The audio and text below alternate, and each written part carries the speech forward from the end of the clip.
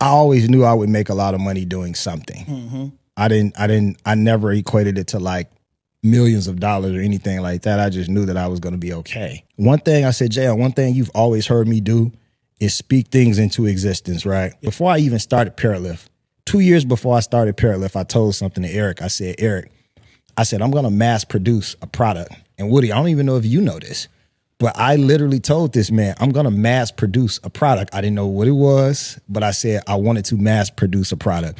I was so confident about that I was going to do that. I made the universe bend to my command. Right. And 2 years later, it happened, right? Mass produce a product, made millions off of that product. And Eric brought it to my attention maybe like a year later. Matter of fact, Eric, you told me this at the $1 Million Party. I actually said, Mike, you talked about this too. You said, you talked about this 2 years ago. And I'm like, damn, I did say this. Into existence. Like, I really said that I was going to do this.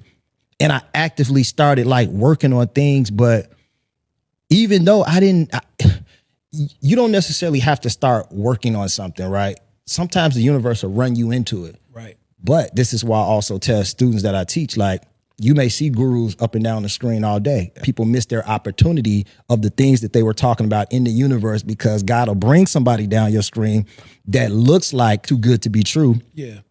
But it's people that have made millions of dollars doing that. Now, the way they showcase it is not always right. And that's the reason why I'm not a flashy guy. I understand that even though I'm the type of person that's attracted to that, I never wanted to be the type of person that people were attracted to that too. Right. You see what I'm saying? Got you. I wanted to come off as the guy that was more relatable. And that's why I started teaching when I made my first $1.5 million opposed to being 20 million up, because I didn't want to make everything seem unattainable.